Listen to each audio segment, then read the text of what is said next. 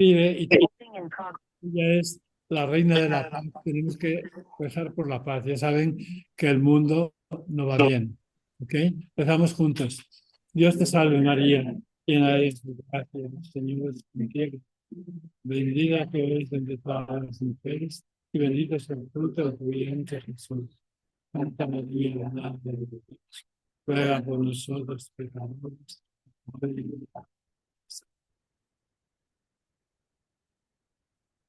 Buenas noches. Hoy estamos bien presentes aquí. La semana pasada, pues, hacía frío, ¿no? Pues la semana pasada les quería haber hablado primero del sermón del domingo. Les hablo siempre la lectura del domingo. Y el domingo pasado hablaba del amor a los enemigos. ¿Ve? Y aquí en esta parroquia hay gente que no quiere al Papa. Yo lo he oído en la sacristía. ¿Ve? Y quieren que el Papa se muera. No dicen que el Papa se vaya al cielo. Otros quieren que Trump se vaya al cielo, ¿no? Y eso me recuerda un refrán español que dice, del obispo y del sol, cuanto más lejos mejor. Del obispo y del sol. Sí, pues también ve, cuando una cosa, aún a veces las personas no nos gustan y eso es normal, ¿no? Que unas nos gustan más que otras menos. Por eso escoge un marido y escoge mujer. ¿No? Alguien dice, todas las mujeres son iguales. No, por eso te gusta más esta que aquella, ¿no? Son todas diferentes. Pero el gustar es una cosa, la amistad es una cosa, pero ¿cómo diría? La enemistad de ser enemigo. El enemigo es uno a quien tú no quieres y no quieres que esté cerca de ti. Y cuanto más lejos esté de ti, mejor, el enemigo. Y si se va al cielo o al infierno, mejor. Porque al enemigo es a quien le deseas, en cierto modo, la muerte. Que ese es el odiar al enemigo. Y la muerte no hay que desearla a nadie. Y pues desearle al Papa es una blasfemia terrible. Y hay gente que desea la muerte de Trump. No. En la Biblia, cuando no estás contento con algo, hay que rezar y dejar que Dios tome la mano. ¿Ve? La semana pasada estuve hablando con Sister Norma, la que trabaja con los inmigrantes en el Valle, y me decía, pues ahora esa cosa se ha puesto muy difícil, ¿no? Y decía, pues claro, tenemos que hacer lo que dice la Biblia. Pero, ¿qué dice la Biblia? Pues le leí en el Éxodo de las plagas de Egipto. No hace falta que busquen la página, ¿no? Pero voy a leer a ustedes que Dios le dijo a Moisés, le dijo a Dios, desde que me enviaste a hablarle al faraón, todo ha ido de mal en peor.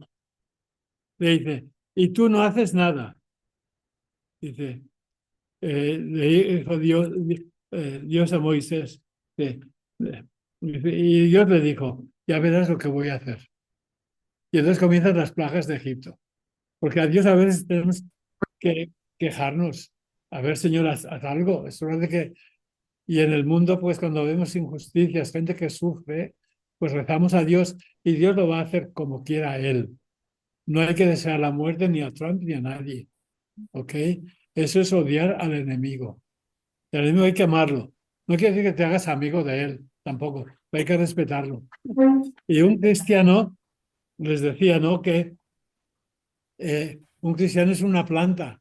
Y una planta, una higuera que produce higos. Una parra que produce uvas. Y un buen cristiano que produce amor. Amor. Y nunca odio ni nada más. ¿No? Porque somos hijos de Dios nuestro Padre, que es amor, ¿no? Y entonces, pues, tenemos que... Era el domingo pasado, habla de los enemigos.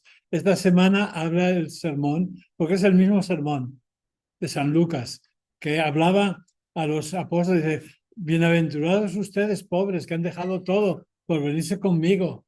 Y después le dice, y bienaventurados los perseguidos. y cuando les persigan, ustedes bendigan, porque les van a perseguir a ustedes y ustedes tienen que bendecir. Y después, cuando van, eso con los enemigos, pero después viene, ¿qué pasa cuando no estás con enemigos? Es el Evangelio de esta semana, que tú ves la paja del ojo del vecino y no ves la tuya, ¿no? Y allí ya no habla de tu enemigo ni nada, habla de tu hermano. Cuando veas la paja en el ojo de tu hermano, ya no habla de enemigos ni nada. Todos somos hermanos y todos tenemos pajas en los ojos y tenemos que ayudarnos unos a otros y no criticarnos. Lo más fácil es criticar. Y el Evangelio de esta semana es cómo vamos a ayudar unos a otros. Porque ve, en San Juan el amor es bien claro. Amar, ámense los unos a los otros como yo los he amado. Pero estaba a los apóstoles. San Juan no habla de amar a los enemigos ahí. En la carta sí hablará, la primera carta de San Juan. Pero en el Evangelio habla de los enemigos y que a los enemigos hay que respetarlos y nunca odiarlos, ¿no? Bueno, eso era la semana pasada, pero esta semana es quitar el ojo de la paja de tu ojo. Y el arzobispo Flores de San Antonio, que era un hombre muy santo y muy pastoral, decía las cosas la cosa más fácil. Decía, cada vez que apuntas con el dedo a un vecino que tiene algo mal, recuerda que tienes tres dedos que te apuntan a ti.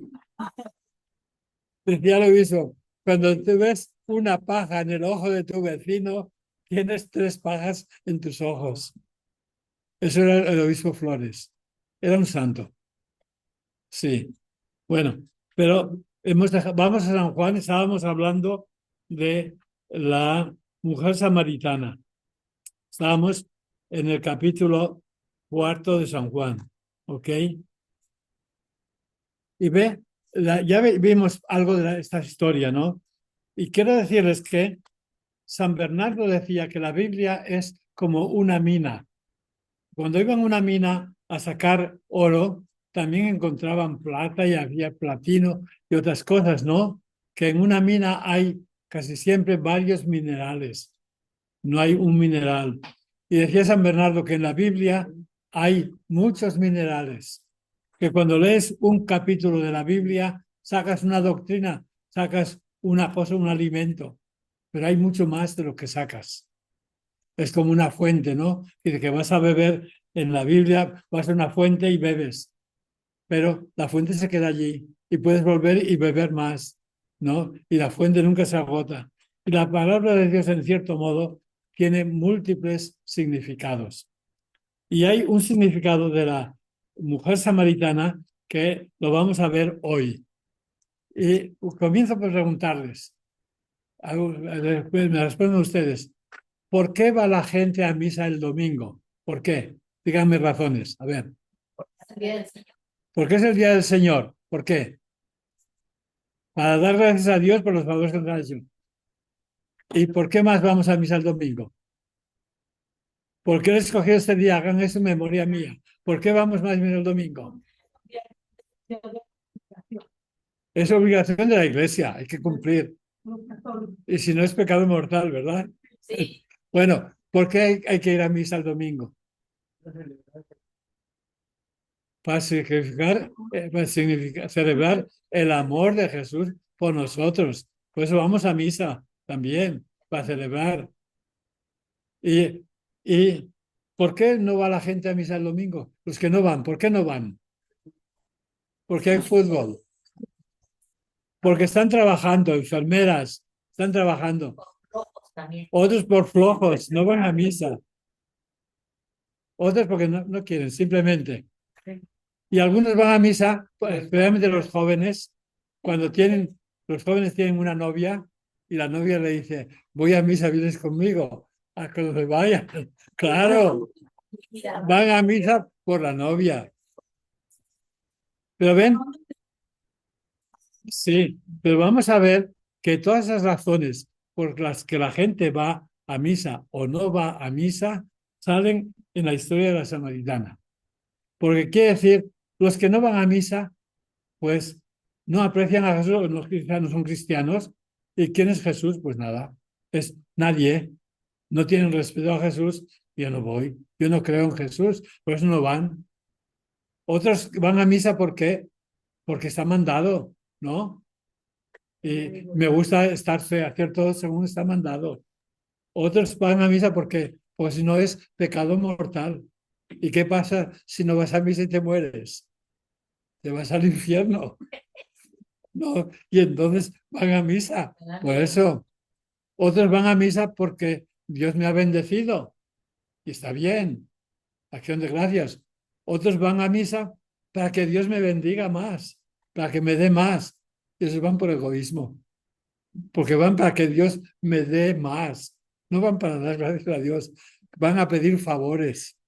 A eso van a misa, a pedir por egoísmo, para que Dios me dé, ¿no? Sí,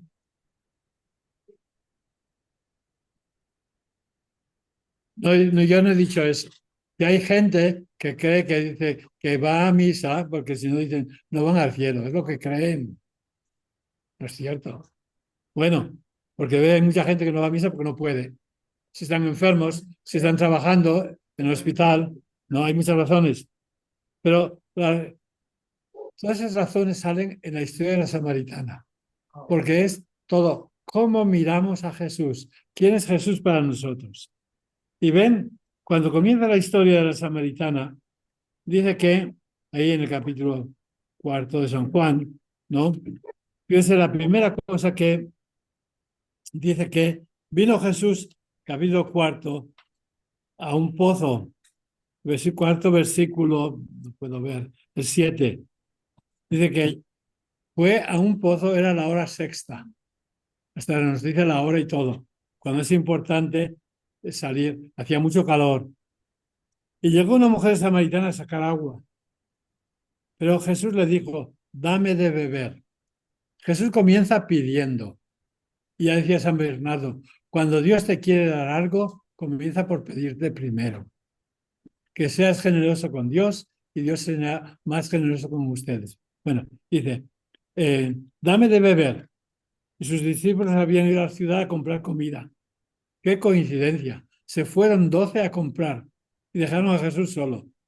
Hubieran mandado a Judas y a otro más y se quedaban todos, pero Jesús quería quedarse a solas con la mujer. Y fue a un pozo. Y los pozos en la Biblia, desde el tiempo de Abraham y de Jacob, es el lugar donde se encuentran las novias, ¿no? Jacob y compañía van a un pozo, allí encuentra Raquel, o que sea, ¿no? Porque allí van los hombres y las mujeres a sacar agua. Si quieres buscar mujeres, allí vas, ¿no?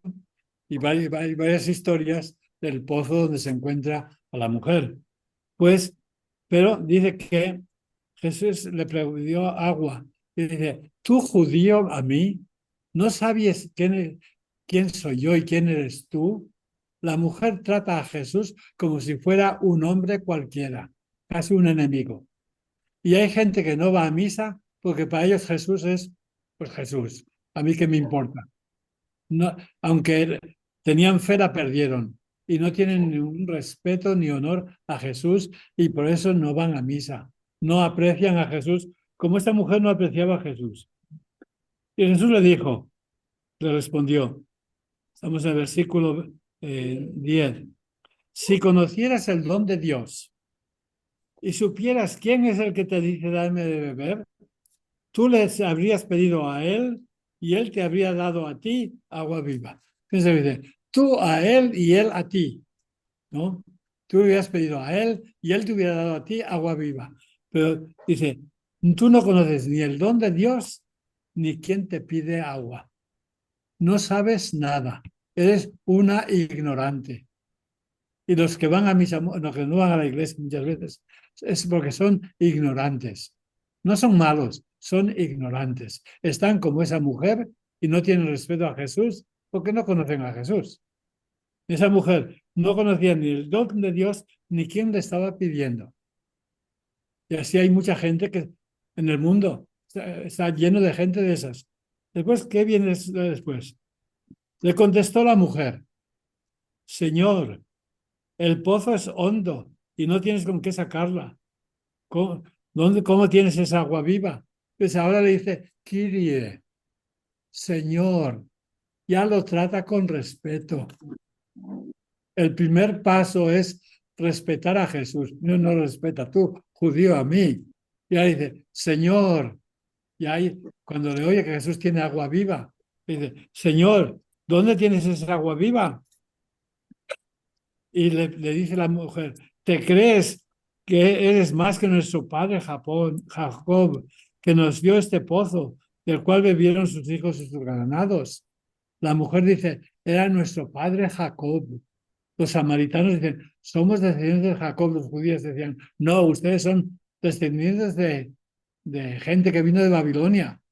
No, ellas dicen, somos de Jacob.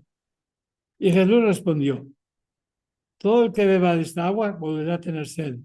El que beba del agua que yo le dé no tendrá sed jamás, porque el agua que yo le dé se convertirá en él en fuente de agua que brota para la vida eterna. Fíjense, lo que Jesús va a dar es un agua que se convierte en el que la recibe en una fuente de agua. Por eso San Bernardo dice, y Gustavo Gutiérrez, el famoso teólogo de la liberación, escribió un libro que se titula, no sé si te lo di a ti, Beber de su propio pozo. Sí. Y ese libro hasta pone mi nombre al principio, ¿no? Pues, porque ve, hay momentos en que cada cual tiene que beber. Jesús dice que pondrá un agua en tu corazón que se convertirá en un pozo de agua viva. Todos tenemos dentro, ¿no?, de nosotros un pozo de agua viva, que es la palabra de Jesús. Y hay momentos en que tenemos que pensar, meditar en el corazón y de allí tendremos fuerzas para seguir, cuando necesitamos agua. Pero Jesús está, se llama, ¿cómo se llama? Beber de su propio pozo. Beber de su propio pozo. Y entonces Jesús dice que dará esta agua que se convertirá en fuente de agua viva para la vida eterna, en el que bebe. Todos nosotros tenemos la fuente dentro del corazón, que es la palabra de Jesús con el Espíritu de Jesús. Y eso nos da ánimos y fuerzas para todo lo que hay que hacer, porque la gente se muere de sed, un cristiano no. Después continúa. Le dice la mujer, versículo 15, Señor, otra vez, Kyrie, le va tratando con más respeto. Fíjense, vaya, Jesús ya no es un judío. Dice, Kyrie, pues, Kyrie. Dice, dame de esa agua viva para que yo no tenga que venir aquí a sacarla. La mujer está pensando en sí misma. Dame de esa agua así, ya no tendré que trabajar. Y ve mucha gente, quiere que Dios les dé pues el pan de eso de cada día, que nos dé Dios, y tú no trabajas. San Pablo dice, el que no trabaje, que no coma. No. Pero muchos dices que Dios me lo dé todo, rezando, etcétera. No. Bueno, algunas santas, Santa Teresita del Niño Jesús y alguna otra santa, estuvieron casi un mes que solamente comían la hostia, la Eucaristía, sin tomar ninguna comida, y vivieron. Eso es un milagro, ¿no? Pero esa mujer dice, dame de esa agua para que no tenga que venir, que Jesús me haga la vida fácil. Esa es la tentación de esa mujer y la tentación de muchos cristianos. Y ahora voy a misa, ¿y por qué tengo tanto trabajo? Tengo que trabajar más que antes. Como si Jesús tuviera que darnos el pan nuestro de cada día, no es el pan que comemos en la mesa. El pan de cada día es la Eucaristía. El pan de cada día, ¿no? Es lo que tenemos. Y Jesús le contestó, vete, llama a tu marido y vuelve acá. ¿Ve? Le dice, vete y llama a tu marido. Y la mujer le dijo, no tengo marido. Y Jesús le respondió, bien has dicho que no tienes marido, porque has tenido 5 y el que ahora tienes no es tu marido. Jesús le dice, pues eres una pecadora. Dices, no tienes, has tenido 5 maridos. Está hablando de la ciudad, que había tenido 5 dioses. Recuerden, ¿no? Eran 5 tribus con 5 dioses que eran los maridos. Y dice, el que ahora tienes no es marido tuyo. En eso has dicho la verdad. Y la mujer le dijo, Señor, veo que eres un profeta. Ve, ahí la mujer está reconociendo que Jesús tiene razón. Jesús le ha dicho, el que ahora tienes no es tu marido, tú eres una pecadora, etcétera. Y la mujer no dice, pues es mentira, etcétera. No, eres un profeta, tienes razón. Ahora ya ve a Jesús no como un judío, Señor, profeta. ¿Ve? Y los profetas que eran en la Biblia, en el Antiguo Testamento, la gente veía a los profetas como gente que anunciaba los planes de Dios y denunciaba los crímenes. Y los profetas anunciaban castigos. Por eso los profetas, especialmente Jeremías, ¿no? Que tiene las amenazas, ¿no? Pues un profeta era que los profetas amenazaban mucho. Si no se convierte, Jerusalén será destruida, etcétera. Los profetas amenazaban mucho. Y la mujer le dice, veo que eres un profeta, tienes razón, soy una pecadora. Es lo que está reconociendo. Pero ya le da un título a Jesús, eres profeta.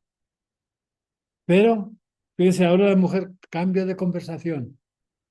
Si Jesús es un profeta, le dice, nuestros padres adoraron en este monte, el monte Garizim, allá en Samaria. Y ustedes, pero ustedes dicen que es el lugar que hay que adorar, es en Jerusalén. Y Jesús le contestó, créeme, mujer, llega la hora en que ni este monte ni en Jerusalén adorarán al Padre. La mujer le dice, veo que eres profeta, pero nuestros padres adoraron aquí, ustedes en Jerusalén, como que tiene un problema de conciencia. Dime dónde tenemos que adorar. Ella ya no habla de que soy pecadora, etcétera, no. Ella habla, nosotros somos gente buena y adoramos a Dios en este monte. Y Dios es nuestro marido. Es lo que está diciendo la mujer. Dios es nuestro marido porque a Yahvé lo adoraron nuestros padres en este monte. Y porque Abraham adoró y Jacob adoró a Dios en Samaria. Entonces la mujer dice, nuestros padres adoraron a Dios en este monte. Quiere decir que Dios era nuestro marido. Está hablando a nivel religioso. Jesús le dice, tuviste 5 maridos, 5 dioses, eso no valían. Y ahora tú adoras a Yahvé, pero hay que adorarlo en Jerusalén. Y la mujer dice, no, lo adoraron a Yahvé en este monte. Dios es nuestro marido, lo adoraron aquí y estaba bien. Y ahora ya ni en Jerusalén, ni en ningún sitio. Pero llama a Jesús como profeta y le hace una pregunta de dónde hay que adorar a Dios. Que lo adoraron en este monte, Yahvé era nuestro Dios, ¿no? En Samaria. Y Jesús le dice, bueno, llega la hora en que ni en este monte ni en Jerusalén van a adorar al Padre. Ahora no es el lugar, sino el cómo adorar al Padre. Dice, llega la hora, dice versículo 23, ya estamos en ella, en que los adoradores verdaderos adorarán al Padre en espíritu y en verdad. La adoración va a ser algo del corazón, no en este templo, en aquel templo, de este lugar. Lo más importante es el corazón. Y adorarán en espíritu y en verdad, porque así quiere el Padre que sean los que le adoren. Y Dios es espíritu y los que le adoran deben adorarlo en espíritu y en verdad, movidos por el espíritu de Jesús y por la palabra de Jesús. Es espíritu y verdad. Y la mujer le dice, ver, escucha a Jesús, y Jesús le dice cosas muy raras, que llegan ahora que van, no van a ir aquí ni allí. Y la mujer le dice, sé que va a venir el Mesías, llamado Cristo. Cuando Él venga, nos desvelará todo. Dice, nosotros aún no sabemos, estamos esperando que llegue el Mesías, el profeta verdadero.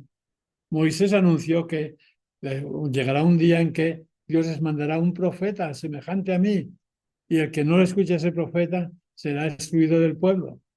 Aquí la mujer dice, sabemos que va a venir un profeta, el Mesías. Y ahora la mujer dice, quizá, cuando Jesús le dijo, cuando Jesús le dice, Él nos desvelará todo, Jesús le respondió, yo soy. Es la primera vez que Jesús dice, yo soy, y revela que Él es el Mesías y se lo revela a una mujer pecadora extranjera. No era ni judía, ¿ves? Tenía que revelarlo a un judío primero. Escoge a un samaritano. Tenía que ser un hombre. No, escoge a una mujer. Y dice una mujer buena, piadosa, una mujer que ha tenido 5 maridos. Como que Jesús escoge a lo último para darle todo lo mejor. En la Biblia siempre escoge a lo último para lo mejor. Pero Jesús le dijo a la mujer, yo soy, ego eimi, que vuelve a salir tantas veces. Yo soy el pan de vida, yo soy el buen pastor, yo soy la resurrección de la vida. También Jesús se lo dice a esta mujer y le revela que él es el Mesías. Esto es San Juan. ¿Ve? Y ese mismo nombre que le revela a, ¿Cómo? a Moisés, es el mismo nombre Sí, que a revela. Moisés le reveló, yo soy el que soy. Es el nombre de Dios, en Moisés. Y en San Juan, Jesús está continuamente diciendo, yo soy. Y el que está hablando contigo. Pero fíjense, escoge a la última persona pecadora y fuera de Israel, ¿no? Que era despreciado, los samaritanos eran despreciados, y a él se revela. Y no hay que pensar que Dios se revela a los que están rezando en la iglesia. Pues sí, yo voy a la iglesia y a veces Dios se revela allí, pero también se revela en cuando estoy en la casa, también, cuando está rezando. Pero en la iglesia de un modo especial, ya les dije una vez que yo cuando estaba escribiendo este libro, para algún capítulo, creo que era el del Buen Pastor, me pasé aquí casi 2 horas en adoración, tratando de ver qué significaba eso, a ver si me daba luces el Señor. Y este libro lo escribí rezando mucho, porque a veces uno piensa que hay que, pensando, estudiando mucho, leyendo muchos libros, eso ayuda mucho, sí, pero la oración es de colma todo, para realmente entender. Y Jesús respondió, yo soy el que está hablando contigo. Y cuando le ha revelado, llegan los discípulos y interrumpen la conversación. Lo único que oye la mujer es yo soy, que Jesús es el Mesías. Y llegaron sus discípulos, se sorprendieron porque hablara con una mujer y encima samaritana. No, decían antes con un cerdo, estar con un cerdo que con un samaritano. Y Jesús no discrimina contra nadie. Es otra lección del Evangelio de San Juan, ¿no? Que en San Marcos también, que no hay que discriminar contra nadie y a la última, sí, Jesús las escoge. Pero nadie le preguntó qué quería que hablaba con ella. Y la mujer, dejando el cántaro, se olvida de que había ido a coger agua, se olvida el cántaro, dejó allí el cántaro y corrió al pueblo y dijo a la mujer, vengan a ver un hombre que me ha dicho todo lo que he hecho. Ya les dije que las mujeres en la Biblia les gusta exagerar un poco. Jesús le dijo, has tenido 5 maridos y el que ahora tiene es tuyo. Dice, venga a ver uno que me ha dicho todo lo que he hecho. Pues si era una mujer interesante, todo el mundo va a ver quién será este. Pero ella cuando oyó que Jesús era el Mesías, corrió a la ciudad, se olvidó del agua y de todo. Y dice, vengan a ver a un hombre que me ha dicho todo lo que he hecho. ¿No será el Cristo? Jesús le ha dicho, yo soy el Cristo, pero ella no le dice, vengan a ver un hombre para que vean quién es. En vez de decir, vengan a ver al Cristo. No, no les dice, vengan a ver a un hombre que me ha dicho todo lo que he hecho. Y que se convenzan ellos por sí mismos de que este es el Cristo. Vengan a ver un hombre que me ha dicho todo. Y, y no será el Cristo. Y salieron del pueblo y se encaminaron a él. Salieron al pueblo a ver a Jesús. Y de tanto los discípulos le insistían, Rabí, come.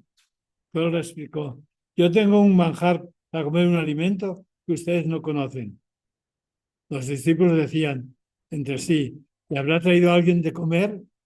Y él les dijo, mi alimento es hacer la voluntad del que me ha enviado y llevar a cabo su obra. Ese es el alimento. Y los santos se pasaban todo el día sin comer, oyendo confesiones. El santo cura de Ars dice que a veces oía confesiones 18 horas. Y decían, ¿cómo podía estar 18 horas sin comer ni beber? ¿De qué vivía? Mi alimento, mi comida y bebida es hacer la voluntad del Padre. Y yo cuando estoy con la Biblia se me quita el hambre, ¿no? Cierto. Y les dice Jesús a los apóstoles, ¿no dicen ustedes 4 meses más y llegan la siega? Pues bien, yo les digo, alcen los ojos y vean los campos que amarillean para la siega. Porque, ven, los campos, ¿cuándo sabe que la gente que el trigo está maduro? El trigo creo cambia de color, se pone la espina un color más negro, la cebada es un color más blanco cuando está maduro, ¿no? Y la gente sabe que el campo ya está preparado para la siega, viendo el color. Y aquí Jesús, cuando ve que está viviendo la gente, dice, aquí tienen ustedes el campo. La gente es el campo que hay que sembrar, hay que cosechar. Los samaritanos hay que convertirlos. Y no hay que decir, no, es que no es hora aún, no es hora para la siega. Los samaritanos aún no, primero los judíos, eso es más tarde. Entonces, hay que tratar de convencer, de convertir al que tienes delante tuya. No esperar a más tarde. Llevarles a Cristo siempre. Y dice, y no hay que dejar para más tarde lo que puedes hacer hoy. ¿Cómo instruir? Y dice, ustedes dicen 4 meses a la siega. Dice, no. Y dice, Jesús le dice, otros se fatigaron, pero ustedes aprovechan sus fatigas. Dice, ve, porque a veces hay que trabajar donde se ofrece la oportunidad. Ya en tiempo de San Juan había habido un problema, San Pablo y San Pedro, que ven, querían que San Pablo fuera a Roma. Y Pablo dice, escribe a los romanos diciendo, yo no quise ir para no meterme en el campo de otro.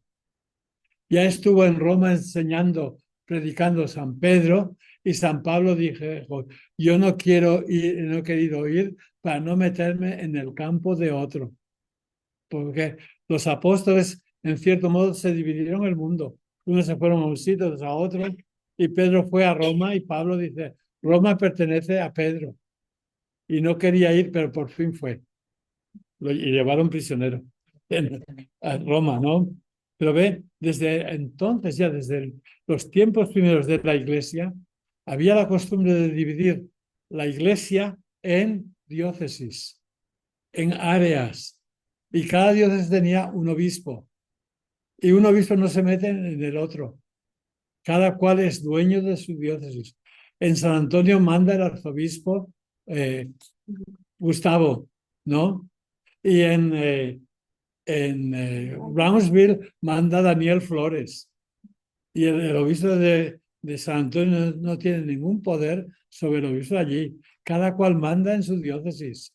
Y un obispo no es el único, cuando es arzobispo, es como arzobispo, es primer obispo, ¿no? Arzobispo.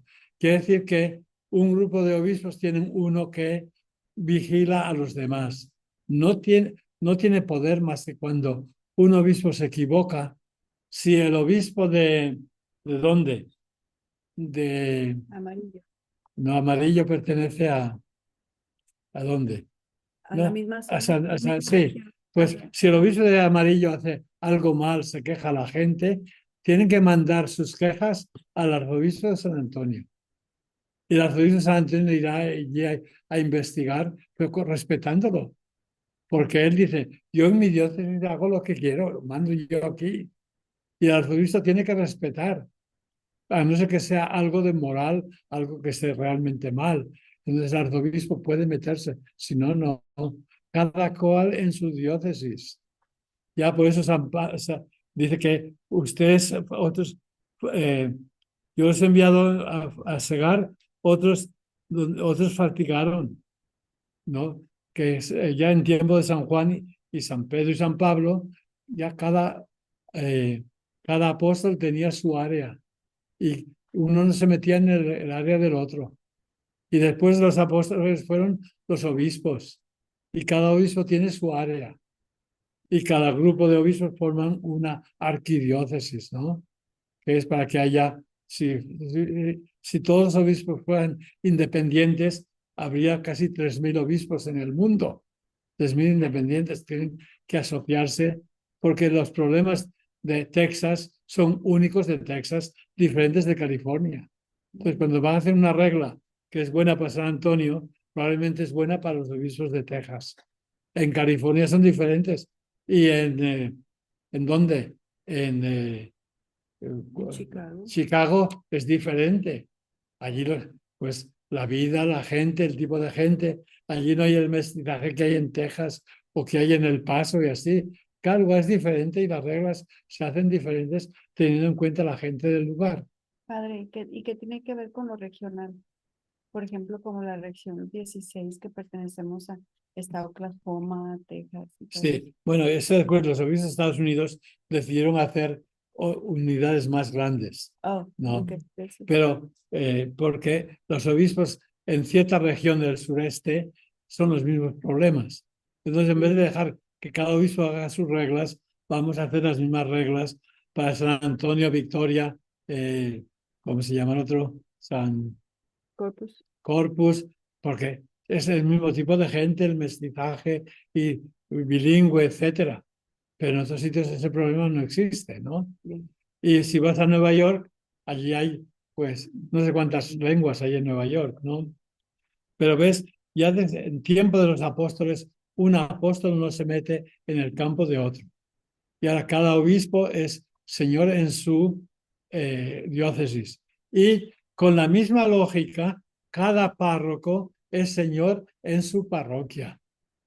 El párroco en su parroquia tiene todos los poderes, le han dado, el obispo le ha dado poder y allí mandas tú.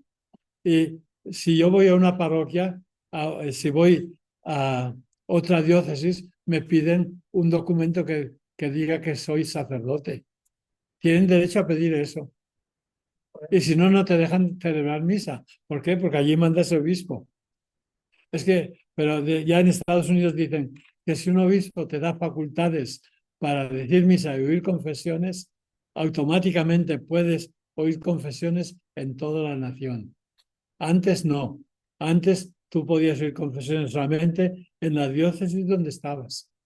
Ibas a otra diócesis y decías, pues no, yo no puedo oír confesiones, pues yo soy de San Antonio. Entonces te pedían trabajo y decías, no puedo trabajar. No, ahora no te puedes negar. Solamente en caso de vida y muerte, uno tiene el poder de oír confesiones en cualquier sitio. Si hay un terremoto, cualquier sacerdote que esté de visita en cualquier sitio puede oír confesiones, en cualquier sitio del mundo, cuando es lugares de vida y muerte. Allí ya no hay restricción porque las facultades se dan para una diócesis. O en Estados Unidos, ya si una diócesis da, los demás también te aceptan que puedas decir misa y oír confesiones. Pero si voy a México, allí no. La última vez que fui a México no me dejaban celebrar misa en la basílica. Ya soy sacerdote, les enseñé. No necesitas eso, porque el obispo de México exige que lleven eso, ¿no? Cada obispo manda en su diócesis, cada sacerdote manda en su parroquia. Y un sacerdote en su parroquia puede bautizar a quien quiera él, aunque sean de otra parroquia. Él puede bautizar en su parroquia. Lo único que como sacerdote tiene que asegurar antes de que bautices que tengan padrinos que son católicos y que estén preparados. Porque todo el que bautiza tiene que, no es el poder de bautizar, tienes la obligación, cuando vas a bautizar, de asegurar de que crezca como cristiano. Y entonces tiene que tener padrinos que sean católicos, etcétera. El que bautiza tiene obligación de ver eso. Entonces, si ustedes van a ser padrinos en otra diócesis, tienen que llevar una carta de aquí, ¿no? ¿Cómo? De San Mateo de la Iglesia. Sí, de San Mateo, claro.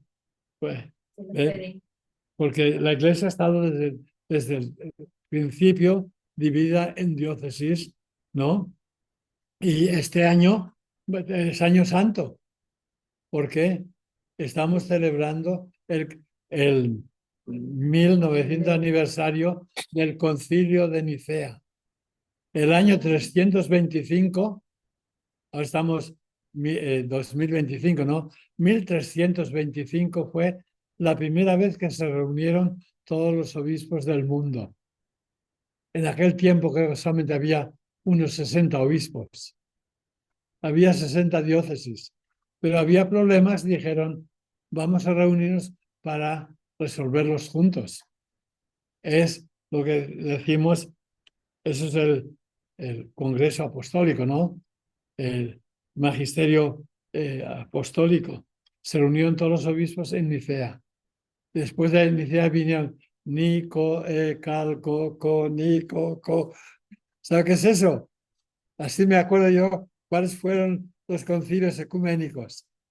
Nicea, Co, Constantinopla, Co, Constantinopla, Co, como decíamos, se me ha olvidado, pero tenía todos los concilios así, todos, 20 concilios ha habido, ¿no? Hasta el Concilio Vaticano. Y entonces, aprendemos de memoria. Pero todas las cosas que aprendiendo 10 palabras salen los 10. Todos son mnemonics que llaman, ¿no? Fue en esos dos concilios donde terminaron Nico, el cal, credo, coco, padre. Nico, co, sí. Bueno, en Nicea fue que Jesús es hijo de Dios. Después venía, bueno, y Jesús es hijo de Dios, podemos decir que María es madre de Dios. Y también eso ya vino más tarde, ¿no? Pues entonces también hubo otro concilio para decir, a María se le puede llamar Theotokos, se puede llamar Madre de Dios. Eso ya fue en Calcedonia. Y allí hubo ya más de 400 obispos.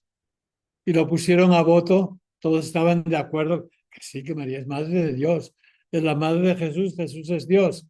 Lo pusieron a voto y cuando lo aprobaron es la primera vez que sabemos que hubo una procesión con antorchas, que la gente quería que, porque había gente que decía, no, la Virgen no es Madre de Dios, es Madre de Jesús.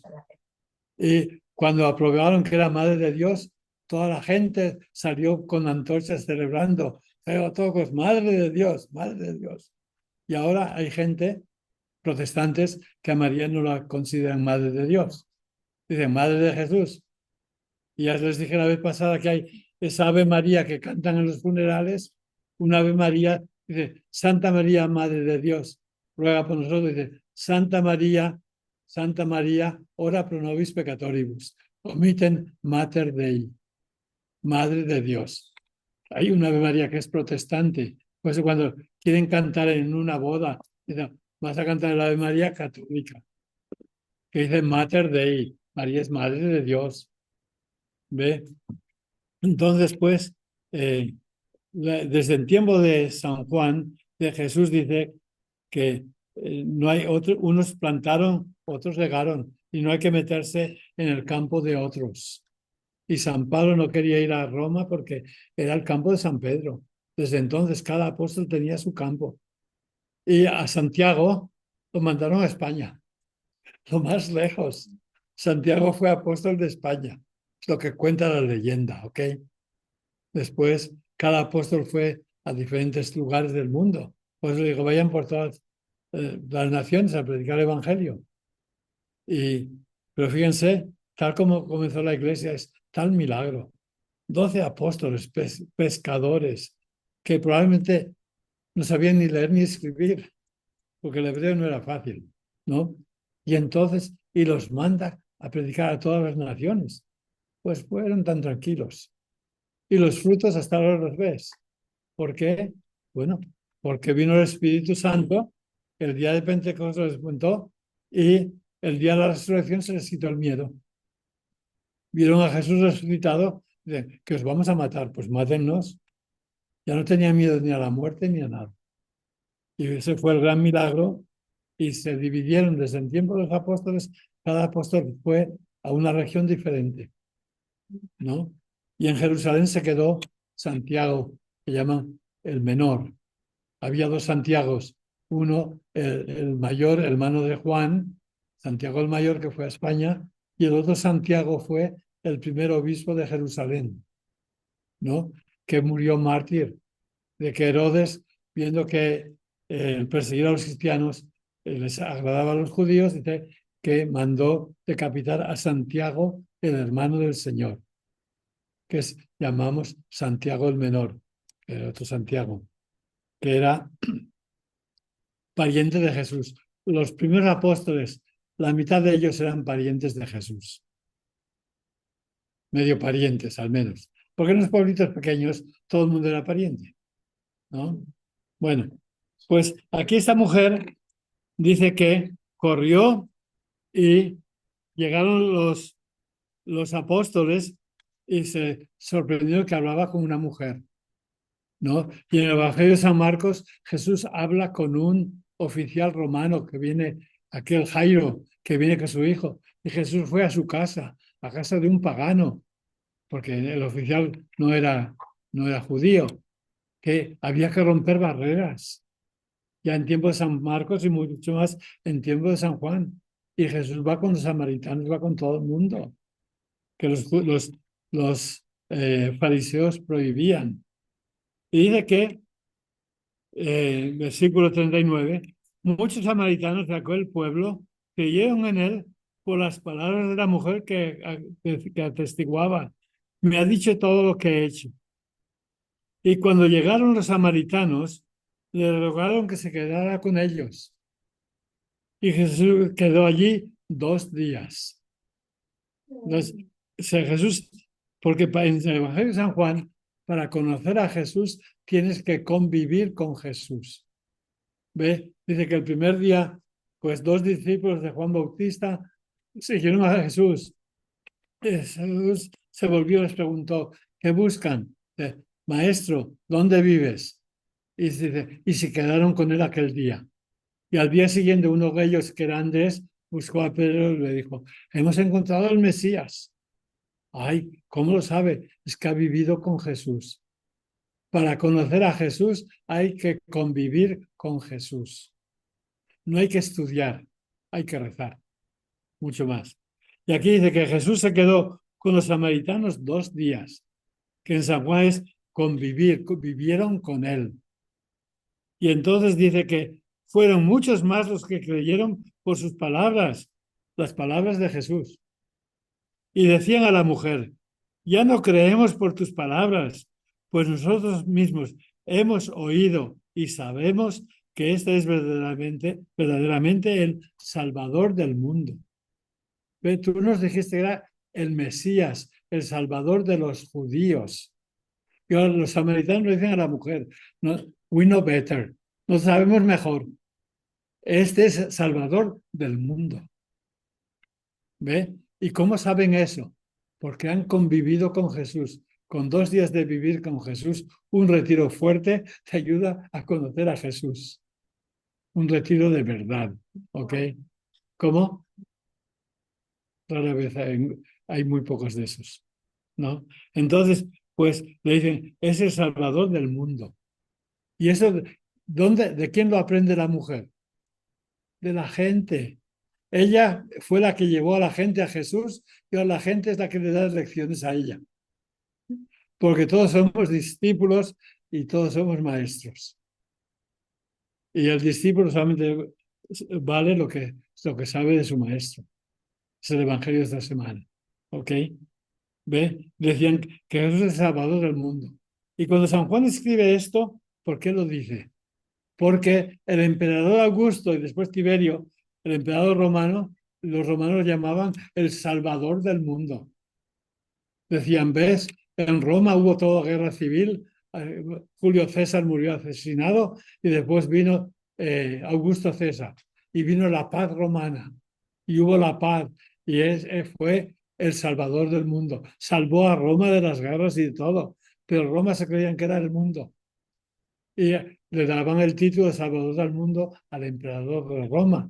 Y San Juan dice, los samaritanos dicen, este es el Salvador del mundo. Y dan lecciones a los romanos, los samaritanos. Reconoce que es el Salvador del mundo. Y aquí, pues, y después pasados 2 días, Jesús se marchó. Se quedó 2 días más con los samaritanos. Da la impresión de que se queda 4 días. Y los samaritanos, pues, se vuelven cristianos.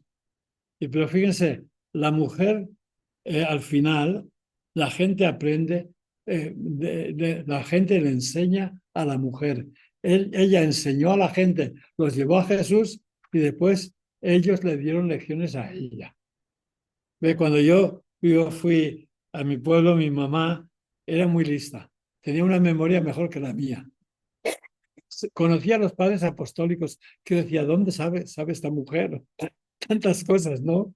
Pero después cuando yo fui, que era ella doctor en teología, decía, hijo, yo no sé nada. Todo lo que yo sabía me lo había enseñado ella. Tantas cosas que, ¿cómo sabían tanto? Es que leía mucho. Sí, ¿no? Y en fin, pero ve, todos somos discípulos y a veces nos toca ser maestros, pero todos estamos bajo un maestro. Me tiene que enseñar Jesús primero, antes de poder venir a la clase, tengo que ir a la capilla. He estado esta mañana estudiando, que Jesús me enseña a ver qué les voy a decir yo esta noche en la clase. Y es, fíjense, ahora les decía, los que van a misa el domingo, para unos Jesús es como la mujer, tú judío, por eso no van a la iglesia, o van porque alguien los lleva de mala gana. Otros, para otros, Jesús es el profeta. Y los profetas amenazaban, si no voy a misa el domingo, pecado mortal me manda al infierno. Le tengo miedo a Jesús, que como si fuera un profeta que me amenaza, porque los profetas amenazaban la destrucción de Jerusalén y van a misa porque tienen miedo a ir al infierno. Y otros van porque quiero agradecer a Jesús todo el bien que me ha hecho, para pedirle bendiciones y que me dé. Pues está bien que vayan, por cualquier razón, pero son egoístas. Voy para que me dé más. Si no me da, ya no voy. Es como pues como el rey David, que cuando el hijo de adulterio nació de Betsabé, ¿no? Y el hijo salió que estaba muriendo. Y David estuvo ayunando 3 días y por fin oyó que cuchicheaban. Y decía, ¿es que se ha muerto? Y dijeron, sí. Y creían, si cuando estaba el hijo muriendo, estaba tan desesperado, cuando le digamos que su hijo ha muerto, ¿qué va a pasar? Pues sí, por favor. Bien, un momento. Pues dice que David, sí, un momento, ¿ok? Cuando se enteró que su hijo ya ha muerto, dice, ¿va a querer rezar más? Ya se ha muerto el hijo, ya no quiero rezar. Y hay mucha gente que reza para obtener una cosa y después ya no quieren rezar más. No. Bueno, terminamos, que tengo aquí una cita con una señora de allí, que trabaja aquí. Ella es Mónica, ¿no? Rezamos juntos el Ave María, por favor. Nos ponemos juntos. Dios te salve, Dios María. te salve María, llena eres de gracia, el Señor es contigo. Bendita eres entre todas las mujeres y bendito es el fruto de tu vientre Jesús. Santa María, Madre de Dios, ruega por nosotros pecadores, ahora y en la hora de nuestra muerte. Amén. Que la bendición de Dios Todopoderoso, Padre, Hijo y Espíritu Santo, descienda sobre ustedes, les acompañe siempre. Amén.